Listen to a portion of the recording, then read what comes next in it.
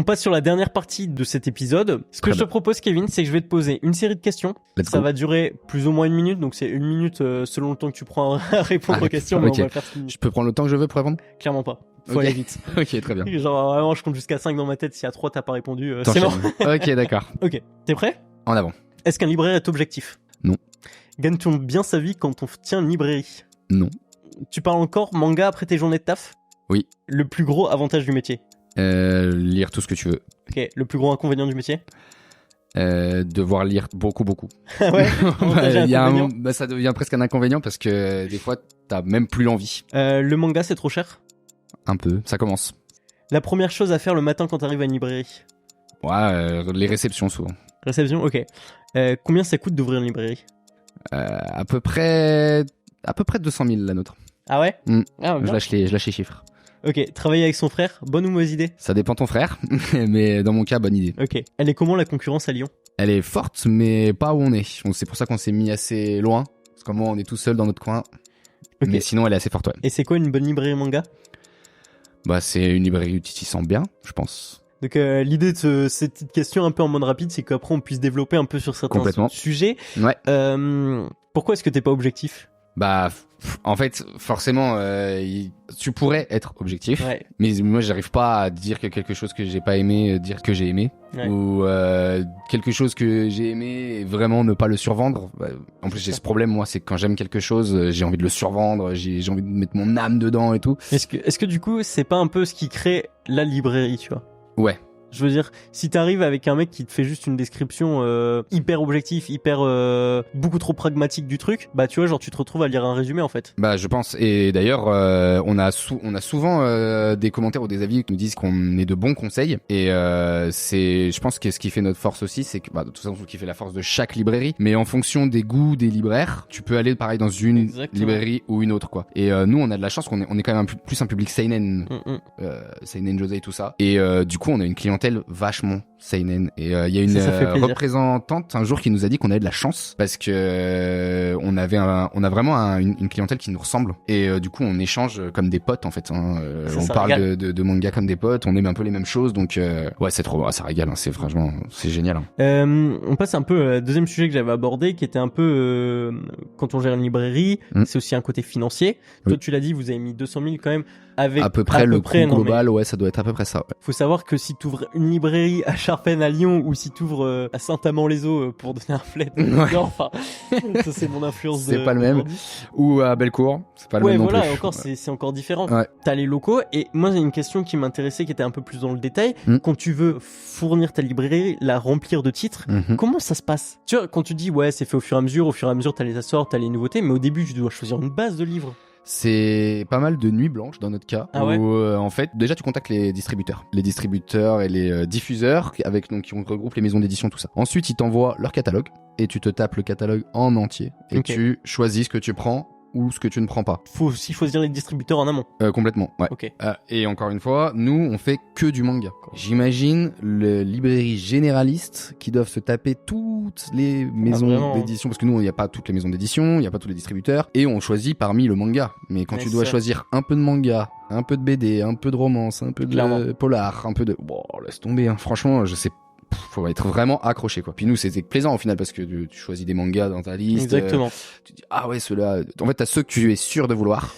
C'est sûr. Il y en a que par cœur, toi typiquement ça aurait été Slam Dunk. Ah bah par exemple Slam Dunk. De toute façon si t'as une librairie manga et que t'as pas Slam Dunk, compliqué. J'espère qu'il y a pas de librairie manga qui ont pas Slam Dunk, mais une librairie, t'as pas One Piece, t'as pas Naruto, tu fermes direct.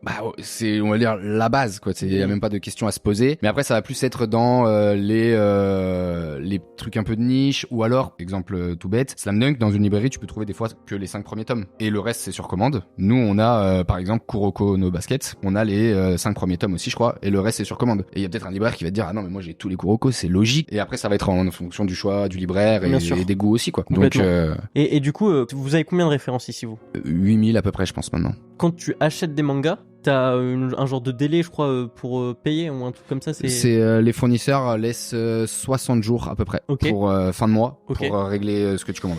Et du coup entre le moment où tu les achètes et là la librairie est pas encore ouverte. Non. Donc là, t'as acheté 8000 mangas, enfin 8000 références. C'est ça. Tu les reçois gratos. Parce que tu reçois, tu payes pas, on va dire. Pendant les 60 premiers jours. C'est ça. Alors, souvent, pour la commande d'implantation, la première commande, il laisse 120 jours. Mais nous, on a ouvert en septembre. Tu ouvres en septembre, donc tu vends tes petits mangas et tout machin, t'en pas encore payé. Et là, nous, c'est janvier, février. Oh, mais on s'est pris une gifle, mais ça nous a fait, franchement, en plus, aujourd'hui, bah, c'est cool. On a passé ce cap et ça roule et tout, donc on n'a pas à se plaindre. Mais, c'était des sacrés mois de stress et de, ah ouais, c'était chaud. Tu vois les chiffres qui font que descendre. Enfin, les chiffres financiers. C'est surtout qu'en fait, non, le chiffre financier fait que monter. Oui. Parce que du coup, t'as pas de facture. Ouais. Donc tu vois ton compte qui monte. Mais tu sais qu'est-ce que tu vas payer à la fin du mois. Et tu te dis, mais est-ce que ça va monter suffisamment pour arriver à banquer tout ça, quoi. Parce que on a tout payé en janvier-février. Et ouais, ça a été des gros mois de stress. Surtout que c'est le début de la boutique. Et qu'est-ce qui se passe si tu peux pas payer? Bah, c'est une très bonne question. On a pu payer, donc on a eu un petit peu d'aide pour payer de la famille parce qu'on était vraiment ric-rac sur la première commande d'implantation. Ça doit être tellement stressant en vrai. Mais parce que t'as vraiment sans déconner, t'as le sablier au-dessus. C'est exactement ça. Et encore une fois, c'est les débuts d'une librairie, donc t'as quand même pas grand monde non plus. Enfin, t'es pas encore ultra connu. Nous, on n'est pas dans une zone ultra commerçante non plus. Donc c'est le début. Donc t'as des journées vraiment pas grand monde. Et tu te dis, mais à la fin de la journée, c'est pas en faisant ça que je vais arriver à payer, quoi. Et tu paniques, quoi. Tu commences à faire homme sandwich sur le trottoir. Ouais, clairement. Déguisé en Naruto. Non. Là, faut trouver tout pour essayer de gagner un peu de thunes. Et vraiment, je monte ça avec mon frère. Ma famille est géniale. J'ai une bande de potes qui est géniale. Donc, enfin, vraiment, hyper bien entouré. Quand t'es un peu solo, si tu veux monter une librairie seule, je sais même pas si c'est faisable, en vrai. À moins vraiment d'avoir une thune de malade. Si vraiment, t'as le million sur le compte, tu te poses pas de questions, quoi. Mais, si t'as une thune, on va dire, convenable parce que t'as juste un peu travaillé dans ta vie et tout, c'est infaisable en fait. Et aujourd'hui, donc il y a 1 an et demi presque qui sont passés depuis l'ouverture de la librairie. Je sais qu'avec votre frère, vous êtes sur les rentrées, etc. Je sais pas si t'es d'accord pour qu'on en parle, mais vous êtes pas encore capable de vous rémunérer tous les deux. Ouais. Du moins pas pleinement. Là, ça y est, ce mois-ci normalement, on se rémunère tous les deux. Ouais. Et là, la solution, on va dire, pour avoir des salaires plus décents, c'est vendre plus. Il y a pas d'autre. En fait, si nous on a mis quand même du temps à monter le projet, à faire l'étude de marché, à trouver un local, tout ça. Si tu le montes assez rapidement, bah il y a le chômage qui peut venir te verser un salaire. Je pense qu'il doit exister d'autres aides aussi, parce que moi j'ai aussi un statut particulier. Je suis pacsé avec ma copine. Du coup j'ai pas le droit à certaines aides que si j'étais vraiment seul de mon côté peut-être que j'aurais droit. Donc du coup il doit exister quand même quelques aides pour les entrepreneurs qui ne peuvent pas se payer comme ça pendant des années. Mais en tout cas j'ai une amie aussi qui avait un café sur Lyon et pendant des mois elle pouvait pas se payer et c'était je crois hyper compliqué. Tu reçois de l'aide des fois de tes parents, de tout ça, mais encore une fois il faut vraiment être bien entouré, hein. Franchement, que ce soit psychologiquement, des fois que ce soit financièrement, que ce soit pour les travaux, pour tout. Si on a pu faire tout ça, c'est vraiment grâce à l'entourage autour de nous. Et est-ce que t'as ce truc quand t'ouvres une librairie que au début vas-y ça bombarde de partout, vas-y t'es un peu débordé, et quand tu commences à te poser, tu commences à te dire ah ok je peux aussi faire ça, je peux aussi faire ça, je peux aussi faire ça. Ouais. Je sais que vous organisez des ateliers à côté, mais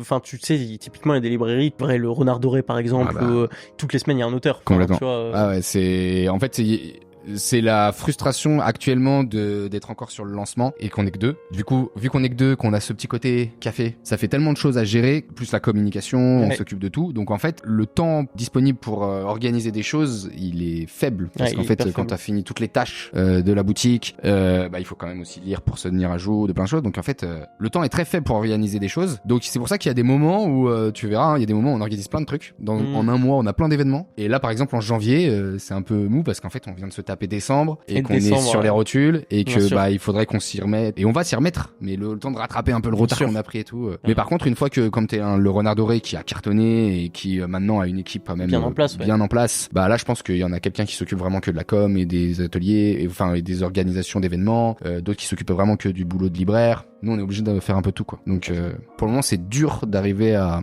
tout organiser, même si on organise quand même pas mal de choses. Là on va arriver sur la fin au niveau temps, etc. Moi j'aimerais quand même te poser une dernière question. Imaginons demain je vais monter une librairie à Charpennes, tiens, pour te faire de la concurrence. En face. C'est quoi ce que je dois pas faire? Vraiment genre l'erreur que toi t'as fait et tu te dis ah là là le con. Ce que tu dois pas faire, c'est une bonne question.